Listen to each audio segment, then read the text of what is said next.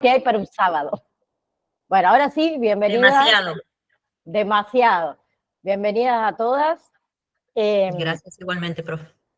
Seguimos entonces con módulo número 3, funciones de la familia, ¿sí? Por funciones familiares podemos entender a todo lo que son las tareas, todo lo que son las actividades que deben realizar todos los miembros que conforman, de acuerdo, obviamente, a la posición, al papel que desempeña cada unidad familiar, que le va a permitir que alcanzar los objetivos psicobiológicos, culturales, educativos, económicos, que va a caracterizar a esa organización grupal que se denomina familia.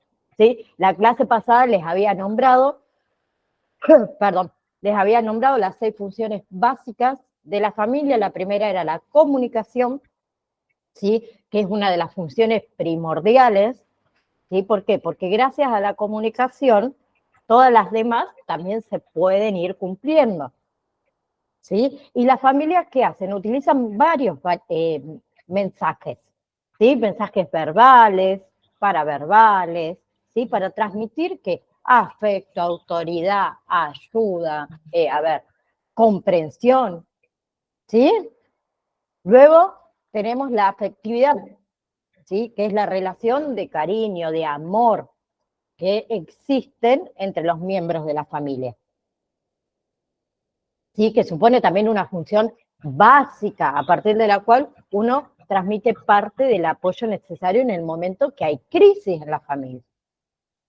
Bien, tercera, apoyo. ¿Sí? La familia que hace, proporciona apoyo a los miembros que lo necesitan. ¿Sí? Esa ayuda puede ser afectiva, económica, financiera, o simplemente de escucha. ¿Sí? Y gracias a ese apoyo, también se pueden resolver muchísimas situaciones conflictivas, ¿sí? O abortar momentos de crisis individuales en la familia o en cada uno de los familiares, ¿sí? Entonces los recursos los establecen, los organizan y también los distribuyen distintos miembros de la familia de acuerdo a que al papel, ¿sí? Que cumple cada uno dentro de la familia. ¿Sí? A ver, como ejemplo, la madre, la madre es mayormente la que presta apoyo sanitario. El padre es mayormente el que presta, mayormente digo, ¿no? El que presta apoyo económico o financiero. ¿No? Marce, decime. No, que no sé si a usted o a mí que se me corta el internet, profe, por las dudas que no salga o algo le aviso. Los demás, ¿cómo me escuchan? En un momento se me cortó y no ¿Bien? escuchaba nada, por eso le dice. Ah, perfecto, entonces el mío, que no anda bien. ¿Sí? Bueno. Igual Bart se queda grabada, cualquier cosa después la Sí, chismoseas sí, de sí, nuevo. sí. Esas, Sí, sí, esas sí. Sí, palabritas que quedan en el medio. sí. Bien, cuarta, adaptabilidad. ¿Sí? Sabemos que la familia es un grupo que es dinámico, ¿sí? Que mantiene relaciones internas con los elementos que lo conforman, ¿sí? Y también relaciones externas con el entorno social, con el entorno educacional, con el entorno laboral, ¿sí? Entonces, todas esas que exponen cambios, ¿sí? Entonces, por ahí es necesario resolver cada una de esas situaciones, ¿sí? Y esas situaciones se van a resolver con una buena capacidad de adaptación que les permita a cada uno responder adecuadamente a variados estímulos, ¿sí?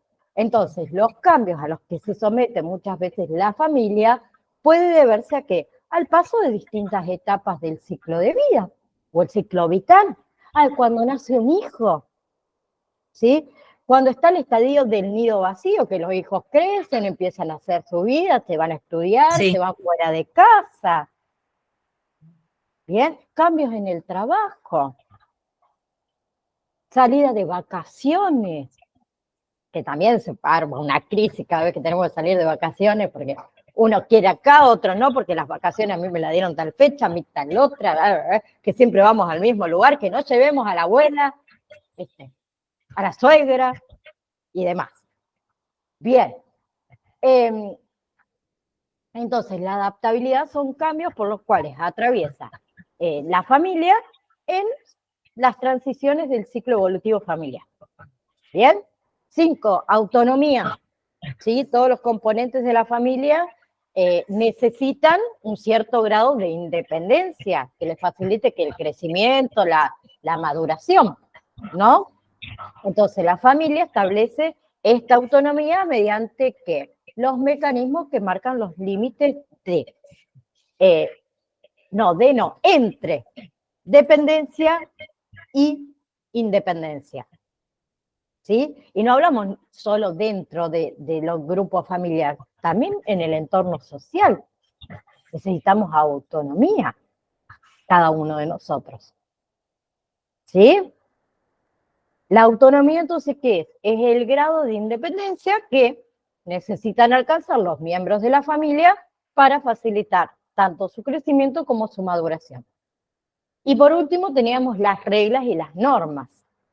¿Sí? La familia, ¿qué hace? Establece reglas, establece normas de comportamiento, que eso le va a permitir mantener orden, armonía en la conducta de los miembros que están dentro del hogar. Y cada familia tiene sus propias reglas.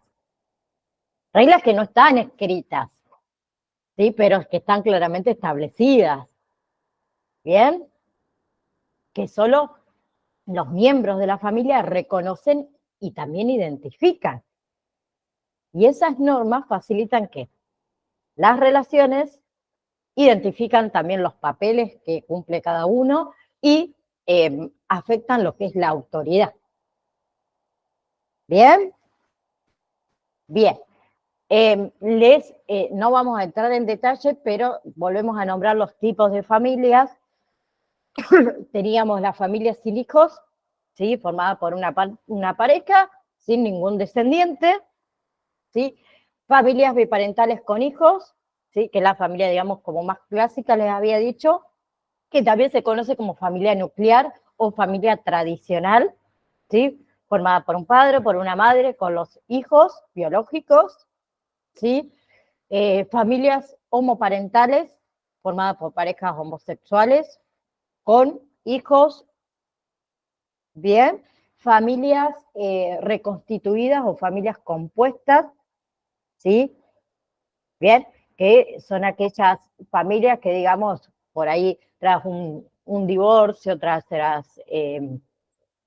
la muerte del cónyuge o demás, rehacen su vida con otra pareja, con los hijos de ambas parejas, de ambos individuos y forman una pareja nueva, por decirlo así.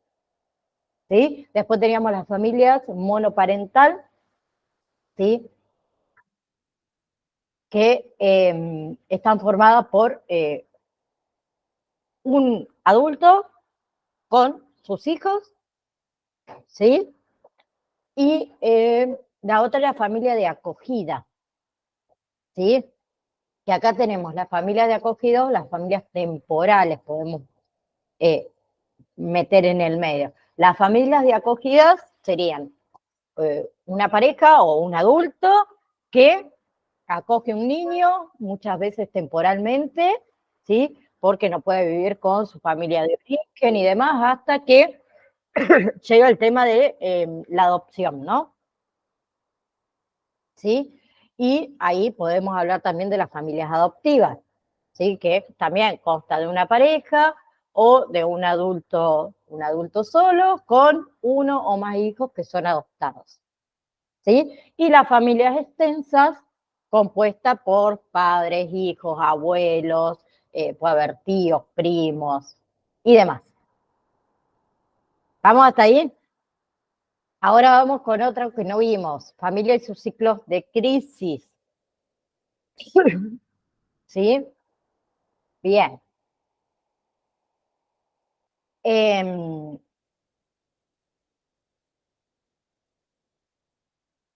Espérenme.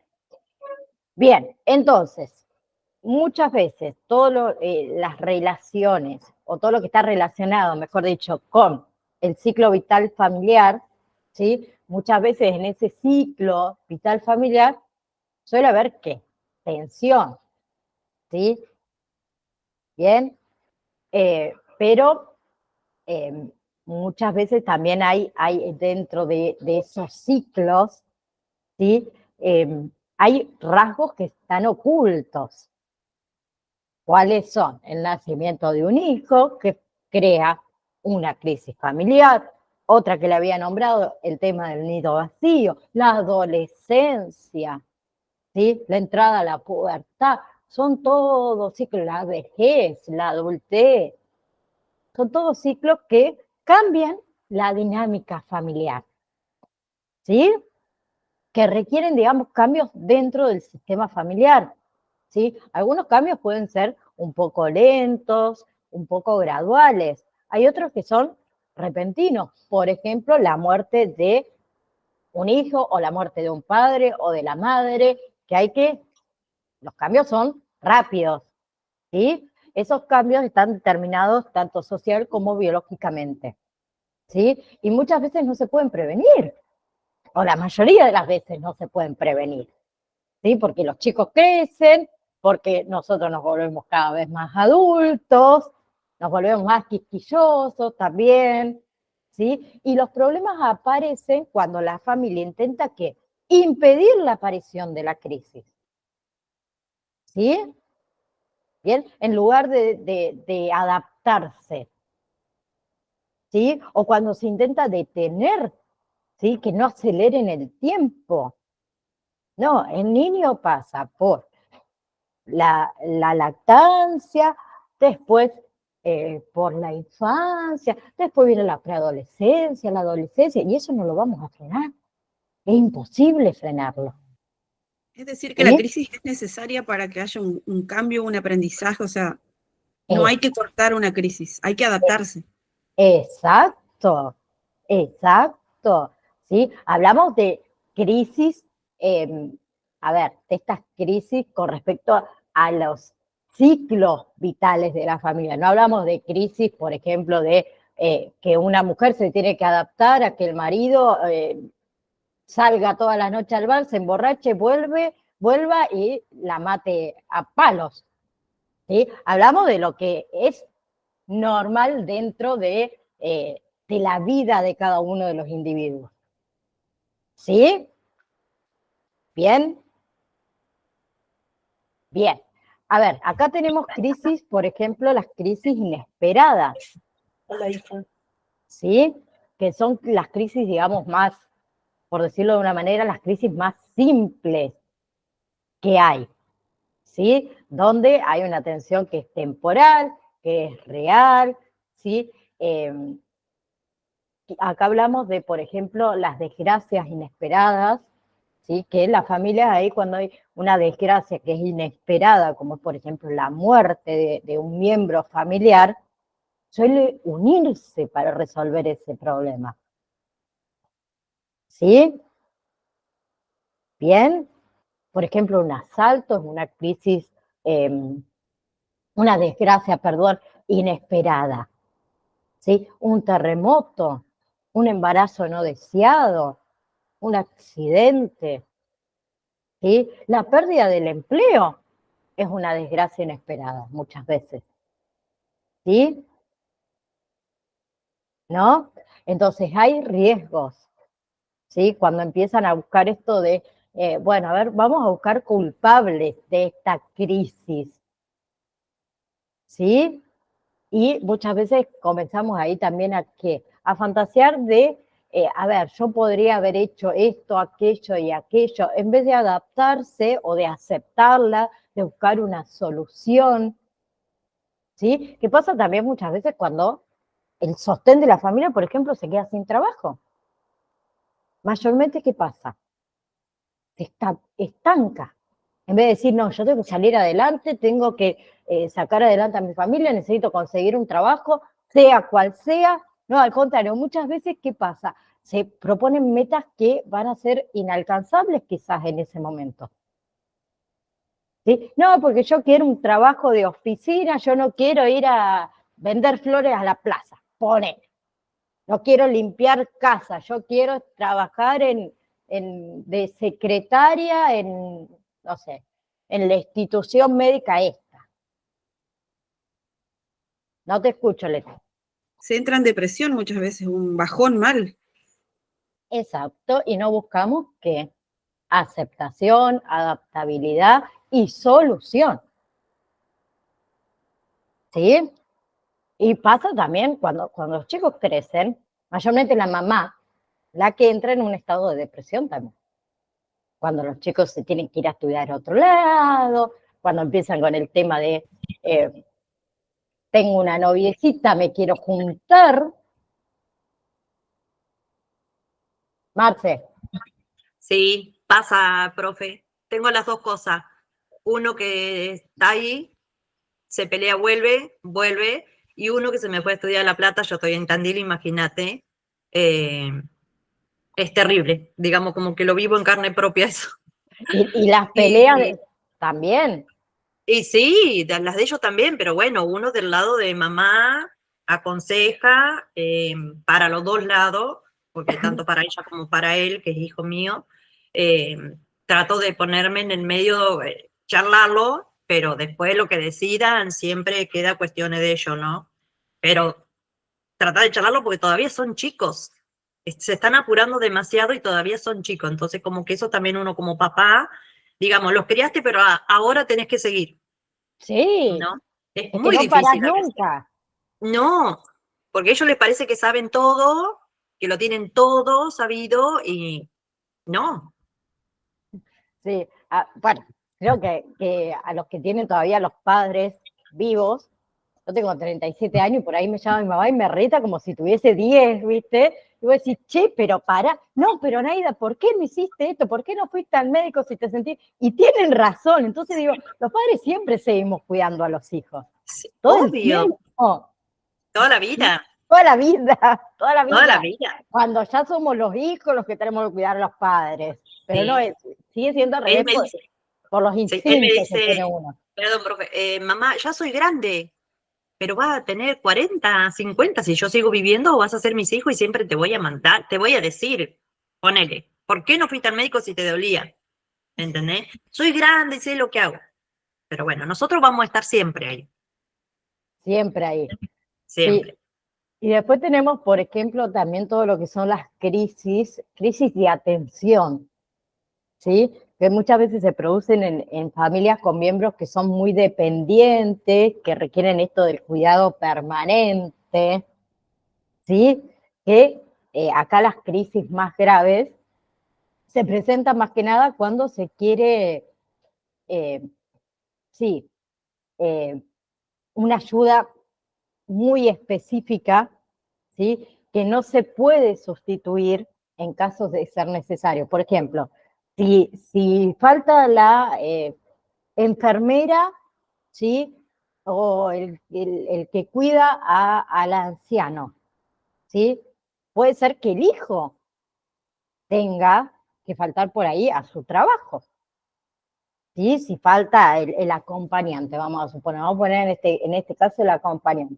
El acompañante que cuida o trabaja con un anciano, ¿sí? Y faltamos al trabajo. También se produce una crisis ahí. ¿Por qué? Porque va a ser el hijo, la hija o alguien que muchas veces tenga que ir a reemplazarnos a nosotros en nuestro trabajo y dejar de lado su trabajo. Si esas son crisis, por ejemplo, de atención. ¿Bien? Marce. La crisis también se la hacen a ellos, profe, porque les cuesta a la familia en el lugar que estoy trabajando. Ayer, día de la primavera, había que llevar a los abuelos a un lugar, trasladarlo de un lugar al otro, y la familia se tenía que hacer cargo. Una sola familia vino a buscar un solo abuelo. Y tuvimos que andar, nosotros somos cuidadoras, no somos acompañantes, somos cuidadoras, tuvo que andar las cuidadoras con ellos. Y una abuela me dice, no me dejes, me dice, llévame de vuelta con vos. Así que Mi yo fui y vida. la dejé porque tampoco podíamos dejar, son 24, no podíamos dejar el lugar solo, ni siquiera una sola cuidadora, porque hay muchos postrados. Entonces, la dejé y después la fui a buscar y estaba recontenta. Pero yo digo el lugar de la familia como que vos lo estresás cuando le decís, Sí. era llevarlo, a ver, tampoco, si que vos querías te quedabas, pero como que la estresamos a ella también solamente con pedirle que se haga cargo unas horitas de ellos, ¿viste? Sí. Sí, pero muchas veces, a ver, pensémoslo como un hijo. El niño va a la escuela a la mañana y por ahí te ponen una actividad así de un día para el otro, porque viste que las actividades en la escuela no te la avisan con anticipación. Mañana tiene que llevar a los chicos a las 3 de la tarde a, vamos a poner, un picnic a la plaza o un evento al cine, que a mí me pasó, me pasa casi siempre. Yo la tarde, mi hija va a la mañana a la escuela y yo desde las 2 de la tarde trabajo hasta las 6 sentada en la computadora. Teníamos que llevar a los chicos ahí a una orquesta, ¿qué eran en el cine? Bueno, algo de música, en el cine a las 3 de la tarde. Digo, a mí me descomponen todo a las 3 de la tarde. ¿Viste? Y también entro en crisis, y entra en una crisis familiar. Che, buscando a ver qué amiguito, qué mamá de qué amiguito puede llevarla, por favor. Y así, que eso pasa cotidianamente. ¿Sí? O que uno se enferme, o que el nene o la nena se enferme y la mamá es la que sale a trabajar por la mañana y está tranquila porque total la nena está en la escuela, no tiene a nadie que la tenga que cuidar, y se enferma la chica, ¿qué la dejas sola en tu casa? ¿Sí? Por ejemplo, en mi caso, yo no tengo ningún familiar cerca, mi familia vive lejos. Si yo trabajaría fuera de casa y mi hija se enferma, yo tendría que dejar mi trabajo para quedarme a cuidar a mi hija. ¿Sí? Y también forma toda una crisis. ¿Bien? Entonces estamos pasando por crisis constantemente, casi a diario, puedo decir yo.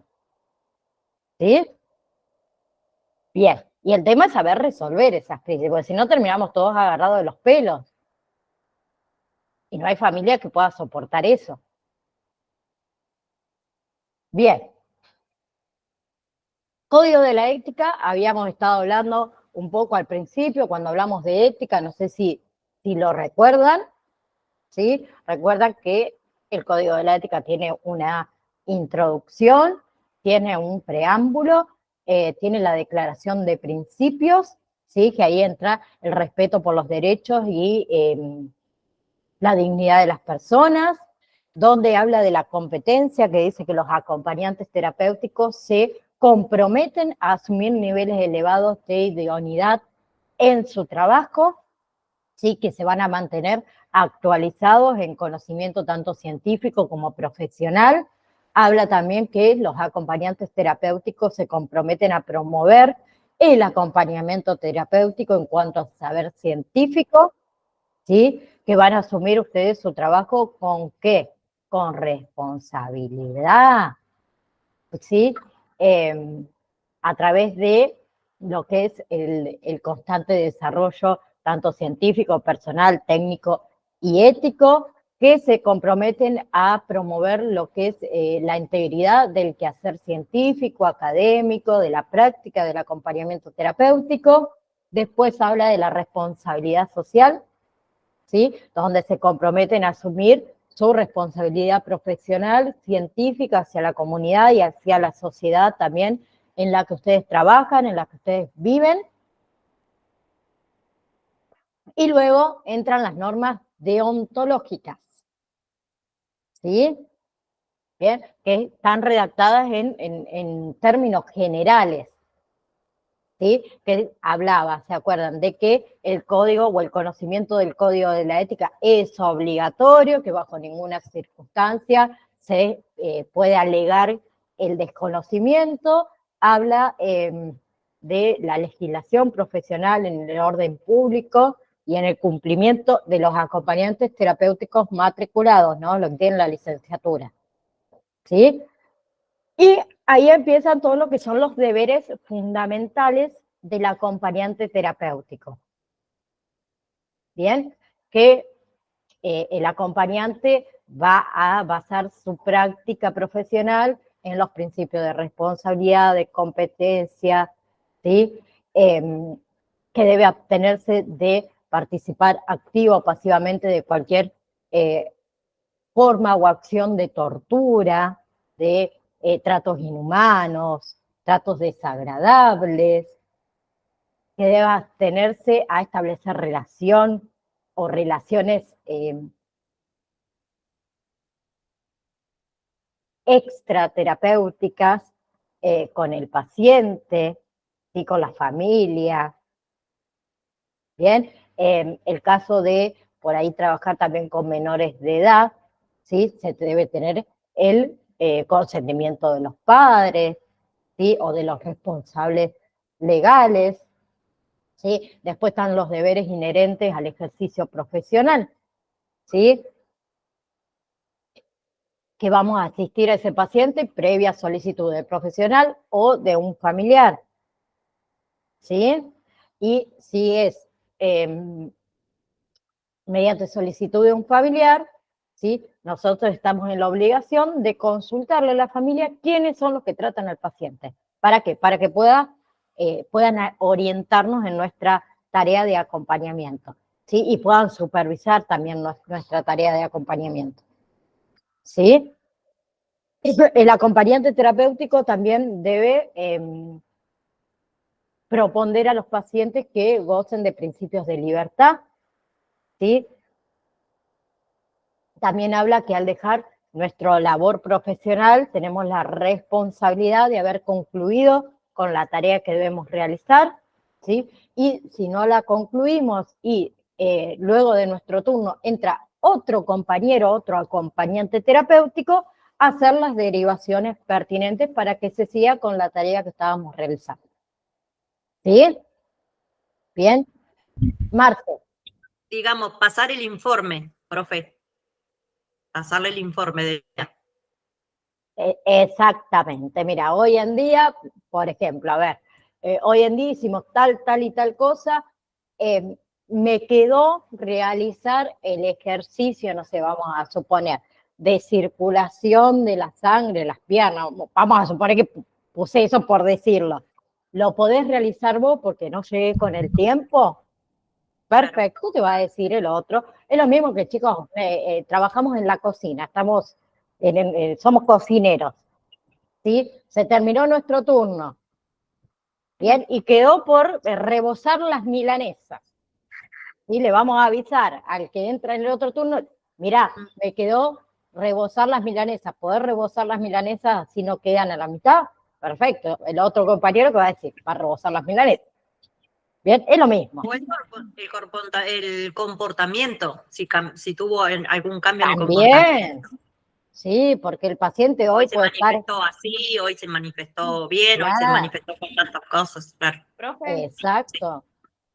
¿Quién me habló? Una pregunta. ¿Nosotros podemos solicitar algún informe, por ejemplo, al resto del equipo interdisciplinario, por ejemplo, psicólogos o psiquiatras? Sí. Sí. Sí, siempre tienen que estar todos informados.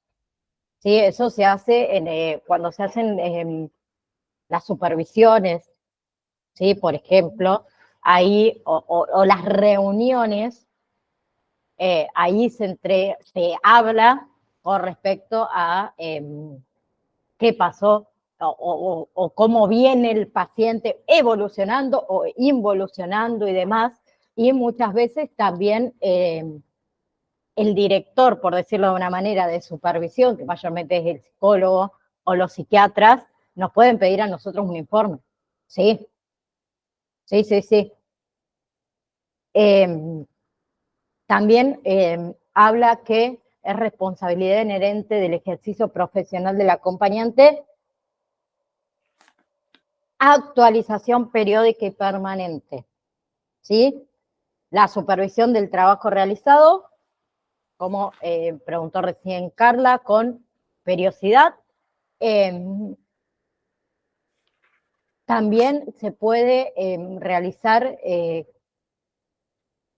por decirlo de una manera, publicaciones con referencias a técnicas o a procedimientos personales en medios de difusión, ¿sí? Obviamente, previamente con aprobación del paciente o de quien fuera, obviamente, Con respecto al secreto profesional, ¿qué es el secreto profesional? Aquello que no es ético o es lícito revelar sin causa justa.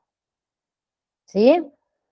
Bien, el deber de guardar el secreto profesional va a subsistir también después de haber concluido la relación con ese paciente. ¿Sí? Y dice que el acompañante no debe usar a su provecho, a su favor, ¿sí?, las confidencias recibidas dentro del ejercicio de la profesión, ¿sí?, salvo que tengamos expreso consentimiento de los interesados de ese secreto profesional. ¿Y cuándo se puede romper el secreto profesional? ¿O cuáles son los límites del secreto profesional?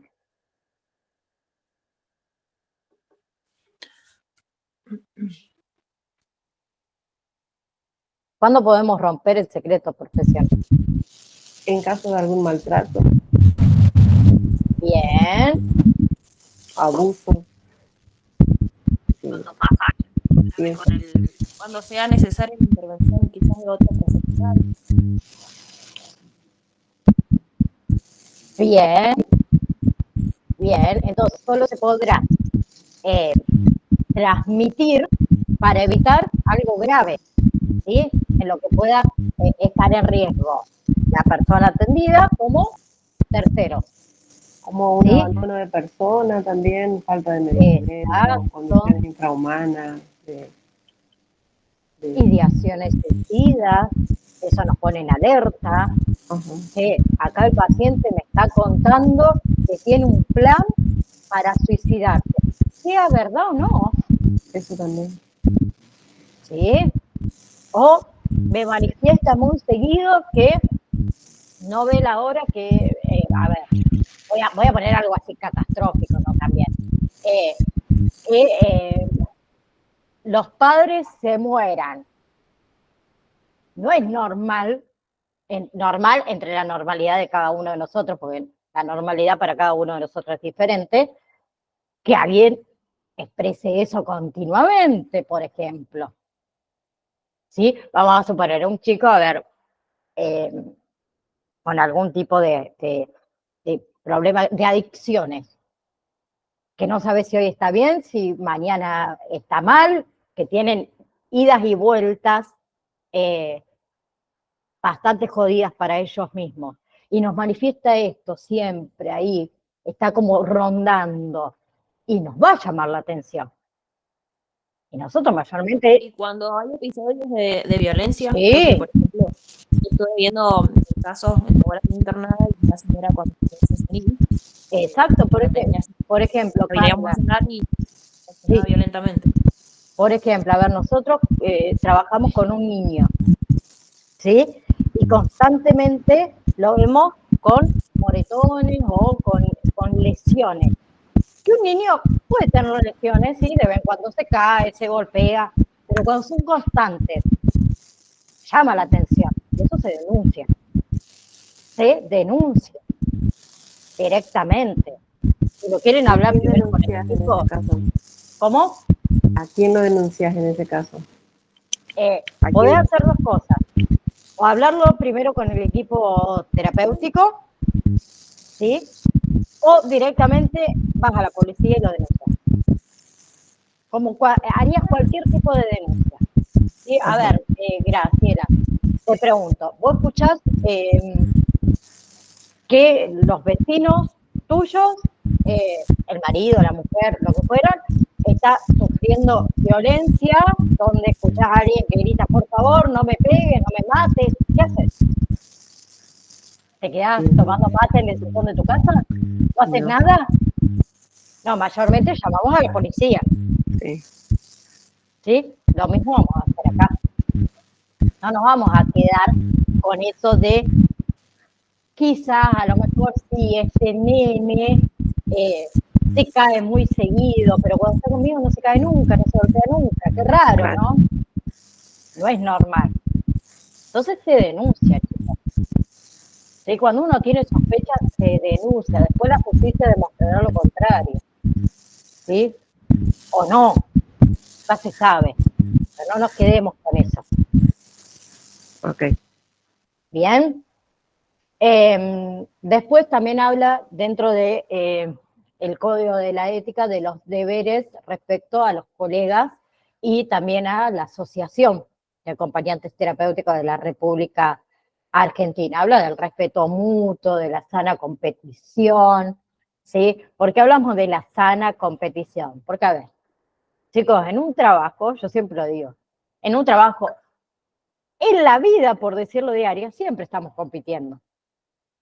¿Sí? Pero una cosa es que yo compita con Leti de una manera sana, ¿sí? Y otra cosa es que le ponga a Leti palos en la rueda inventando cosas y demás para que ella quede mal y yo poder ascender de puesto, por ejemplo, ¿no?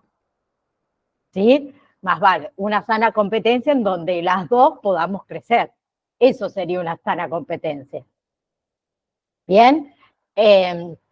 Habla de la cooperación, ¿sí? De la solidaridad que tenemos que tener profesional, de no difamar, de no calumniar, de no tratar de perjudicar más que nada a nuestros colegas.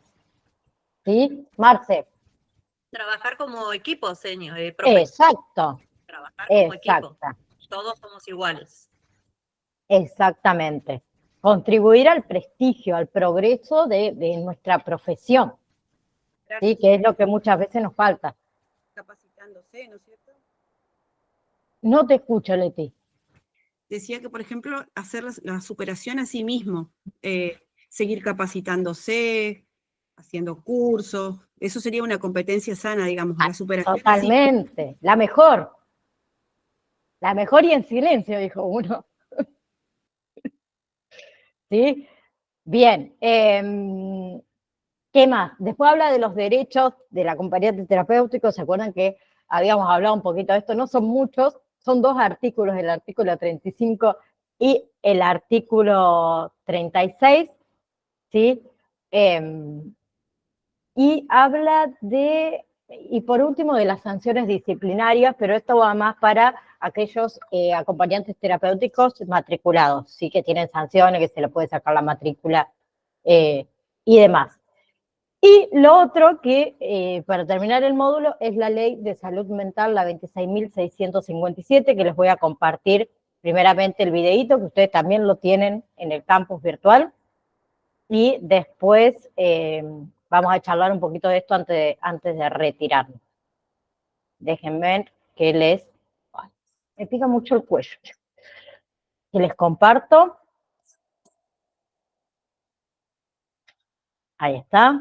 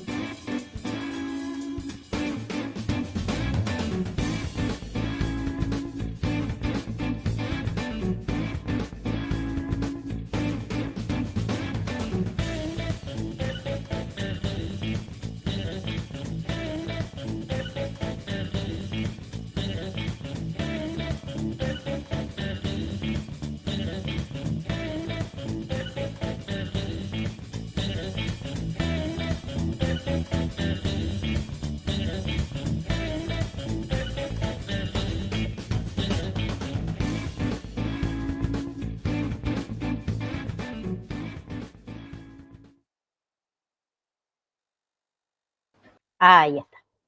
Bien, ese videito también lo tienen ustedes en el campus. Entonces, la Ley de Salud Mental 26.657 en realidad fue promulgada en el año 2002 y fue reglamentada en el año 2013. ¿Sí? Fue muy debatida, fue pensada, fue reformada también, y después se confirmó en el Código Civil de 2015. ¿Sí? Es una ley que cuenta con el apoyo de distintas organizaciones nacionales, regionales y mundiales también, y sigue, o cumple, mejor dicho, con un lineamiento, con los lineamientos de la Organización Mundial de la Salud y de la OPS, la Organización Panamericana de Salud. ¿Sí? Acá la Argentina cuenta desde el año, o desde diciembre del año 2010, con una herramienta, ¿sí? Que es fundamental en materia de salud y de derechos humanos, que es esta, la nueva Ley Nacional de Salud Mental, la número 26.657. ¿Sí? Ahí incluye una legalidad en lo que es el campo de la salud mental, ¿sí? Y en realidad está basada en dos ejes centrales. El primero, basado en todo lo que son todo lo que es el respeto de los derechos humanos, y el segundo eje en lo que son las políticas sanitarias desde la nación y los ministerios provinciales, ¿sí? Con respecto a la atención centrada en la inclusión de las personas que tienen en realidad estos padecimientos. En realidad el objetivo fundamental es que involucrar a toda la comunidad en un abordaje interdisciplinario, ¿sí? Del nuevo paradigma de la salud mental, ¿sí? Se apuesta desde las carteras sanitarias a un fuerte trabajo en conjunto con el sistema judicial, con la educación, con la seguridad y demás. ¿Bien? Entonces, la ley 26.657 reconoce los derechos fundamentales de las personas, estas personas usuarias de lo que son los servicios de atención de salud mental, ¿sí? Y ¿cuáles son los derechos? ¿Alguno se acuerda cuáles eran los derechos? A acceder es uno de los derechos. ¿Acceder a qué? A una atención que sea humanitaria, integral y humanitaria. Bien, todas las personas, decía, tienen derecho a recibir un tratamiento que sea personalizado, ¿sí? Y que ese tratamiento no restrinja todo lo que son sus derechos y lo que es asegurarse, sí, o resguardar todo lo que sería la intimidad de ese individuo. ¿Sí? Después, tenían derecho a la atención médica, ¿sí? En un hospital, por decirlo de una manera, un hospital común, ¿sí? No en un hospital psiquiátrico, a eso nos referimos, ¿no? Un hospital dedicado solamente a la salud mental. Hospital común, un hospital público. ¿Sí? Ninguna persona, perdón. Pero en algunos casos que he conocido, una persona que llega con una crisis o que tiene un problema de salud mental, lo llevan al hospital, lo tienen un ratito y ahí directamente lo derivan a un hospital psiquiátrico. Acá yo estoy en Paraná, acá está el hospital de día de salud mental, hospital de escuela de salud mental, y llevas al hospital a alguien y ahí te lo mandan al hospital. Y en realidad mental, o sea, no se cumplen muchas veces. Pues en realidad el paciente, si está dentro de sus facultades, puede decidir no internarse o sí internarse. ¿Y qué pasa? Derecho. Claro, a mí siempre me llama la atención muchas cosas de salud mental, porque tengo algunos familiares, no con salud mental, pero con otros problemas de adicciones. Y muchas veces, cuando ahí dice el paciente tiene derecho a recibir información sobre su estado, muchas veces el paciente no está en condiciones de recibir o de decidir, y la familia no puede decidir por el paciente. entonces el paciente queda a la deriva, porque el paciente no quiere, el familiar no puede, y es un tire y afloje que yo siempre le escucho a la mamá de Chano, el cantante, que ella lucha por esos derechos, por decidir cuándo vos podés internar a tu familiar, cuando el familiar no puede decidir, y en muchos casos no se da eso. Y es lamentable porque no se le brinda una atención, una ayuda, porque nadie que esté en condiciones de salud mental dice, sí, yo me quiero atender en tal lado, o sí me voy a internar.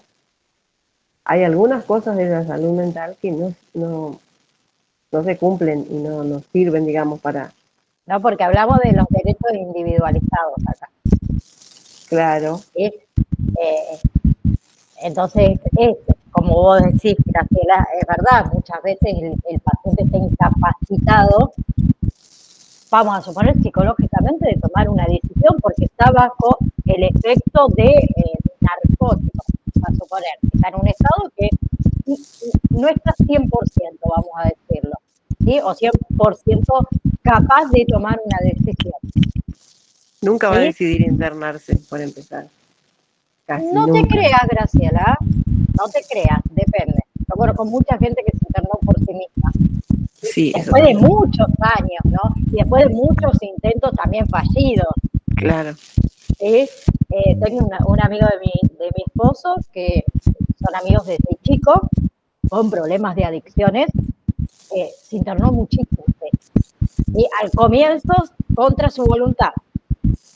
Sí, hablamos de la adolescencia. Hoy Lucas tiene, yo tengo 37, 42, 43 debe tener.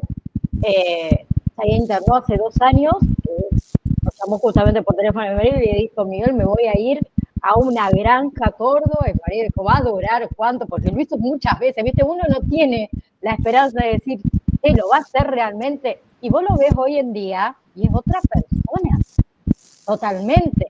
Y él nos contaba todo lo que se bancó con él mismo en su interior, estando ahí adentro. Y la pasé horrible y pensé hasta no lograrlo y decir, chao, me voy, no vuelvo más. ¿Sí? Pero hoy, siempre lo dice él, hoy yo veo mi vida y miro un poquito para atrás y no me quiero dar vuelta. Porque no quiero volver a eso. Claro. ¿Sí? Pero al principio sí, la madre luchaba y lo internaba y lo llevaba y lo traía, y él no quería. Entonces, cuando él podía tomar decisiones, ¿qué hacía? Le decía al director, vamos a suponer, de la granja, de donde esté, me quiero ir, yo no quiero estar más acá, llamen a mi familia que me vengan a buscar, y el director, ¿qué decía? Yo no tengo que dejar ir. Yo no lo puedo retener con tanto si quiere. ¿Sí? Debe haber casos y casos, ¿no es cierto? Hay casos y casos, es muy difícil tratarlo. Me pasa que sí, a ver, si hablamos de la parte legal, si vos retenés a alguien contra la voluntad, ¿qué es lo que pasa? Estás violando sus derechos, su libertad. Y si es un peligro para él mismo y para los demás, igual. Lo va a decir la justicia, no lo va a decir el hospital. Ahí tenemos que intervenir la justicia, que es por ahí lo que... La justicia muchas veces... Gracias, Marcelo, lo quería decir. Lo hemos pasado con una familiar y la justicia, en mi caso, una porquería, demoró como 1 año y medio para hacer algo que debería ser. Pero no vayamos muy lejos, chicas. Cuando van a denunciar un abuso por maltrato, ¿sí? Bien, a mí me pasó con una amiga donde el ex marido la molía a palo, literal. Entonces ella le agarró la desesperación cuando, además que el ex marido estaba denunciado por abuso, ¿no? Y tienen un hijo en común. Claro, el nene un día le contó una situación y a ella se abrió los ojos. Entonces yo le digo, vamos a hacer la denuncia o vamos a hablar, en ese momento era el Ministerio de Menores, o no me acuerdo bien ahora, no me sale el nombre, ¿Qué nos respondieron ahí? Hasta que el nene no traiga ningún indicio de abuso o de maltrato, yo no puedo hacer nada. Yo, Físicos que indicios sean de, visibles. claro, visibles, claro. Entonces yo le dije, claro, entonces hasta que al nene no lo muela a palos, hasta que el nene no lo toquetee, no lo viole o le pase algo, acá nadie hace nada. Exactamente. Y más teniendo los antecedentes que tiene el padre. No le estaban, o sea, la mamá no le estaba pidiendo que deje de ver a su hijo, sino que en esas visitas haya alguien extra. ¿Sí? Porque es lo que decía ella, yo no le puedo quitar el derecho porque es su papá, Claro. porque en el fondo es su papá, pero yo qué pido, que esté alguien ahí con ellos, ¿sí? Que no estén solos, no le dieron ni pelota. Y así pasamos un montón. Entonces, cuando uno va a denunciar violencia, ¿sí? Mayormente pasa eso, hasta que no te mueran a palo, hasta que no te encuentren muerto, nadie hace nada. ¿Sí? Y las denuncias quedan todas archivadas en el cajón. Y ni en el cajón, porque nunca la tomaron a la denuncia. Esa es otra. ¿Qué pasa eso? Macarena, ¿cuántas clases son del módulo 3? ¿Cuántas clases quedan? Esta es la última. Bueno, entonces esto, les hablaba de los derechos, que si no voy a seguir hasta...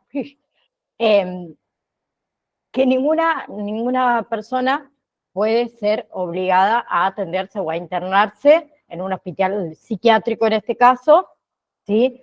Y poder rechazar lo que es la atención en un hospital también general, es un acto que es, o sea, vos no lo podés obligar, es ilegal, ¿sí? Puede ser denunciado, nos pueden denunciar por obligar a alguien a internarse, por ejemplo, ¿sí? También tienen derecho a lo que son los dispositivos comunitarios, o sea, todas las personas deben acceder a un servicio que le permita vivir en la comunidad, ¿sí? La vivienda asistida, los talleres de inclusión laboral, de inclusión social, las obras sociales, las prepagas y demás. Todos tienen derecho. ¿Sí? Eso también es algo que está en la ley y no se respeta, ¿eh? ¿Sí?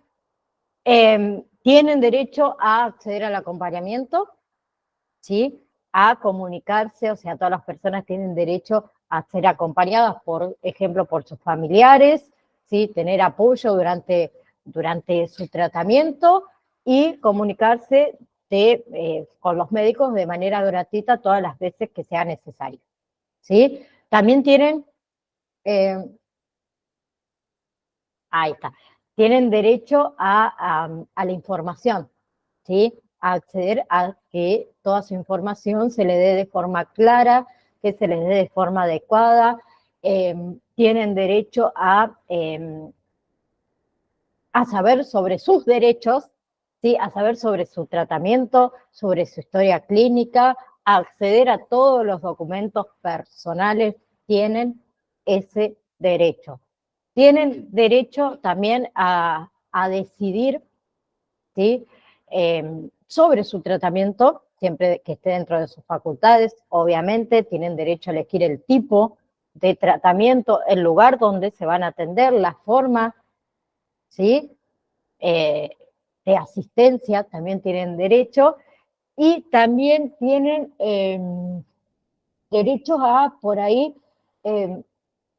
cuestionar, preguntar, ¿por qué la internación? ¿Sí? ¿Por qué necesito esta atención yo? ¿Sí? Más que nada pasa en los casos estos de internados o de que la persona sea internada contra su voluntad. ¿Sí? Entonces ahí el individuo tiene derecho a cuestionar su internación. ¿Sí? Y también ahí tiene derecho a pedir un abogado. ¿Sí? ¿Por qué? Porque a mí me internaron contra mi voluntad. Yo esto no lo quería para mi vida. ¿Sí? Bien. Pónganlo más simple, es como un secuestro. O sea, ustedes la secuestran, ¿sí? Se van a cuestionar, ¿por qué yo estoy acá? ¿Sí? Yo no decidí esto para mi vida. ¿Bien? Y si después sabemos quién es nuestro secuestrador, obviamente vamos a iniciar acciones legales contra nuestro secuestrador. ¿Sí? Entonces, el internado, contra su voluntad, puede accionar acciones legales, valga la redundancia, contra el hospital, por ejemplo, y contra el familiar que decidió internarlo contra su voluntad. Y tiene todo el derecho de hacerlo. Entonces, son cuestiones que no son tan fáciles tampoco. ¿Sí? Que muchas familias también, por ahí dicen, ay, la familia no hace nada. Lo han escuchado un montón de veces, che, la familia no hace nada. Este chico tiene problemas con las adicciones, o este adolescente tiene problemas con las adicciones, y la familia no hace nada. Hay familias que no hacen nada y lo sabemos, pero hay otras familias que hacen un montón. No pueden ir más allá, porque existen leyes. ¿Sí? Entonces pasa eso, pero nosotros ¿qué hacemos? Muchísimas veces. Lo hacemos a diario. Juzgamos sin saber. No sabemos. ¿Sí? Y es fácil juzgar sin saber. Ay, no, porque el vecino engaña a la mujer.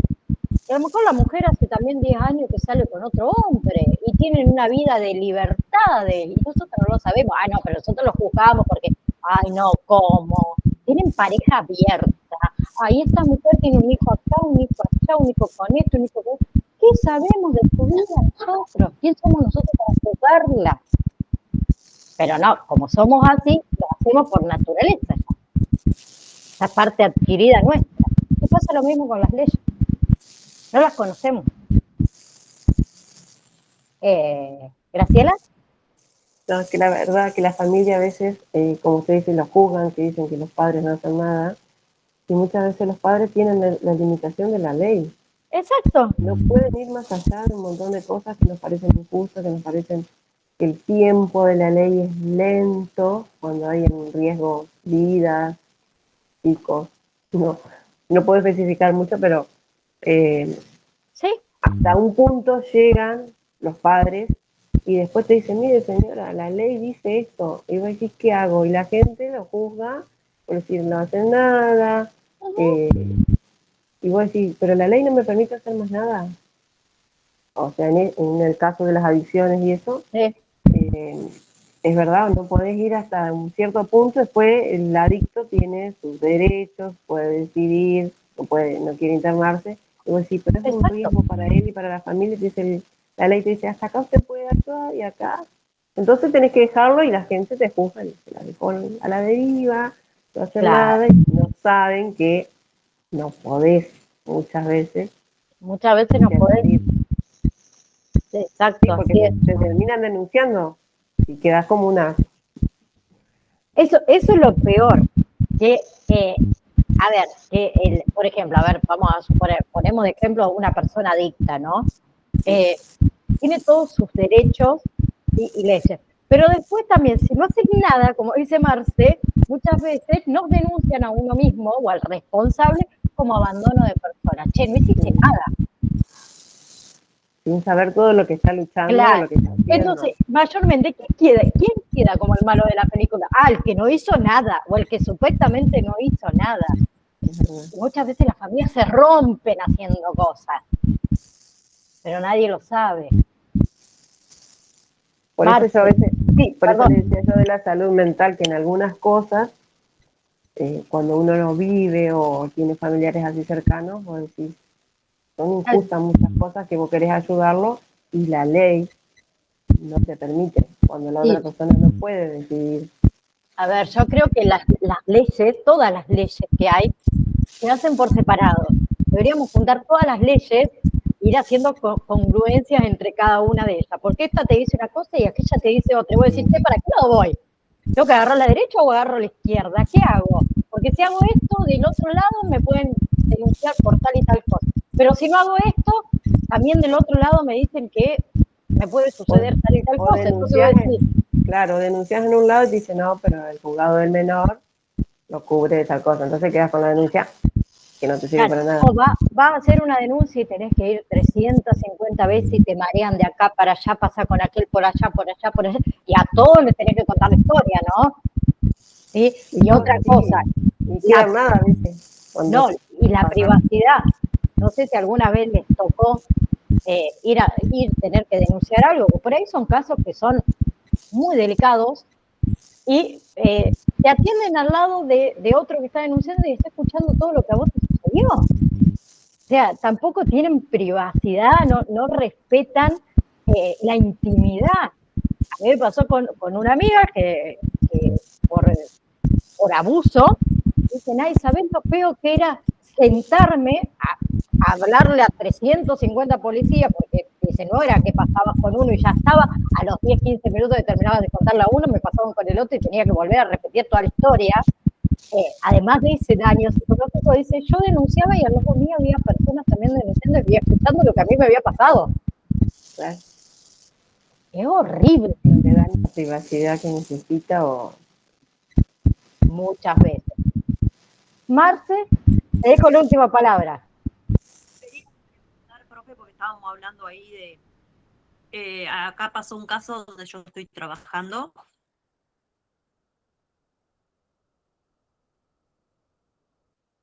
Con un abuelo que tiene problemas mentales. Es un geriátrico.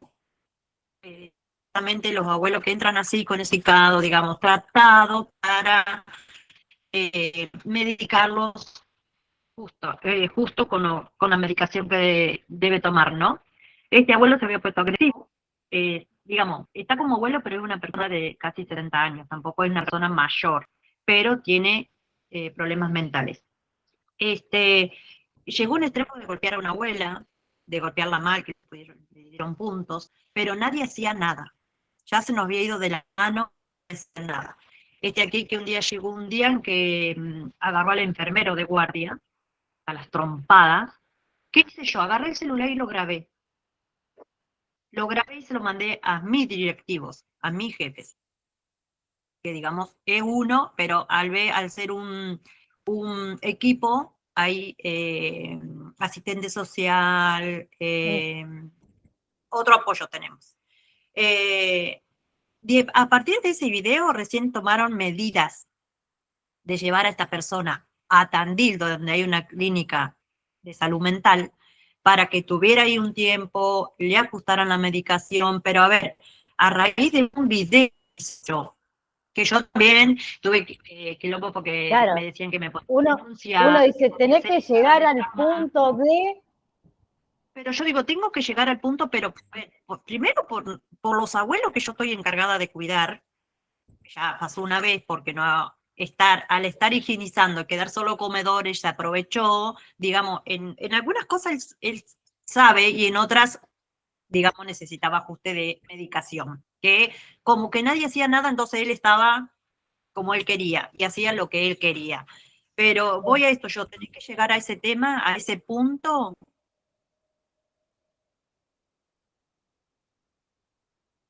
Sí. ¿Qué pasa acá en acompañante terapéutico? Se te corta. Se me corta, profe, sí. Es el internet. Pero bueno, yo quería darlo esto como testimonio de que tenés que llegar a esto, a filmar a una persona para pasarle, para que te crean lo que vos estás diciendo, tras que vos lo decís, lo hablas en las reuniones, porque tenemos reuniones mensuales para hablar todo. Y tras de eso escribimos como lo que usted nos pasó, llevamos todo un control, los informes que pasan esa guardia, todo se escribe, con todo con los detalles. Y nunca nos sirvió el video. ¿Me entiende? Sí, Con ese video cuando ya directamente debería valer tu palabra también. Claro que nadie va a decir, a ver, mi jefe está firmando algo que yo puse como que él lo considera que está bien, pero a la vez no hace nada. Porque vos no podés firmar algo que vos no estás de acuerdo.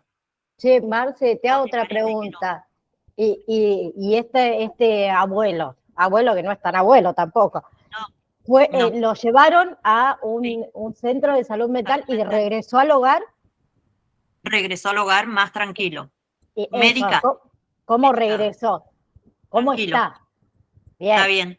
Bien. Entonces, bueno, padece de La una familia- enfermedad mental, pero necesitaba un ajuste, como dijiste vos, de medicación y nadie estaba haciendo nada al respecto.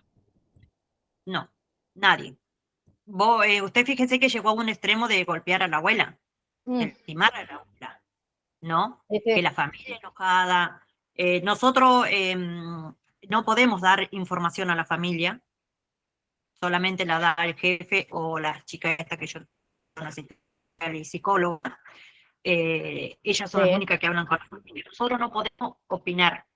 Nosotros no tenemos esa libertad de decir a la familia, Sí. pero somos nosotras las que estamos con los abuelos en un comedor, en una habitación, afuera. Nosotras somos, ni siquiera ellos están las 8 horas con los abuelos, ¿me entiendes? Y a veces te da impotencia porque vos decís, nosotros lo estamos viviendo. Ese abuelo, Claro. como no es tan abuelo, porque tiene 57 años, pero como tiene problemas mentales, está ahí, nos podría haber golpeado hasta nosotras, porque hasta nosotras nos quedaba.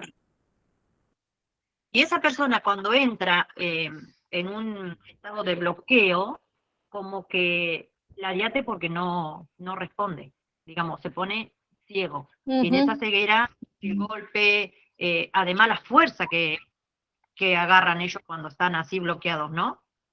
Así que por un lado, complicada yo porque podía llegar a tener una denuncia por ese video, pero como ese video solamente lo tenían mis superiores, nadie más, bueno, nadie hizo nada, pero la familia estaba muy enojada por ese video que yo había hecho, pasé por situaciones feas, pero gracias a Dios no pasó nada, y bueno, este abuelo está tranquilo, digamos, pero hay que llegar a eso para que hagan algo. Sí, sí, está muy buena ay, se me fue la palabra. Dios mío, qué mal que estoy hoy. Tu vivencia, ahí está, tu vivencia, porque son cosas que nos pueden llegar a pasar a nosotros un montón de veces, muchísimas veces en nuestro trabajo. Y que uno le dice, che, pero pasa tal y tal cosa, o lo hablas directamente con el familiar muchas veces, y te dice, no puede ser, eso te pasa solo con vos, y ya ponen en duda nuestro trabajo, o si nosotros somos los que estamos haciendo algo mal, fuera de lugar, y tener que llegar a ese punto de decir, bueno, che, saco mi teléfono, como le pasó a Marce, y empiezo a grabar a ver si alguien me cree de lo que está sucediendo acá. Y es feo tener que hacer eso, es muy feo. Pero bueno, como los demás también tienen derecho, acuérdense que todas las personas tenemos derecho y nosotros también tenemos derecho a defendernos si es que hace falta, ¿no? Claro, ¿Sí? pero hay que llegar a ese extremo. Yo, obvio, es la familia no te cree, porque en casa no, porque y ocultar lo que hace, ¿no? Sí. Ocultar Es que le pegó a la negación. abuela. Exactamente. Sí. Bueno, chicos, Gracias. no, gracias a ustedes. Me encantó la clase de hoy. Me encantó que participen. Sí, hermosa, me encanta. Les agradezco a cada una de ustedes por estar. Voy a sacar esto del informe que ya se los pasé, porque si no después se me mezcla, se los vuelvo a pasar, hago un lío. Ahora sí, terminamos con el módulo número 3. El lunes arrancamos con el módulo número 4, ¿sí? Yo ya se los habilité en el campus virtual al módulo número 4. Acuérdense que es bastante larguito, vayan de a poquito, pero Marce, además de que es larguito, es muy interesante el módulo número 4, así que también te va a gustar, ¿no? No se preocupen por eso. ¿Bien? Nos vemos el lunes, entonces, si Dios quiere. Puedo. Listo. Les mando un beso enorme, feliz día para cada una de ustedes, disfruten. Chau, chau. Gracias, hasta el lunes.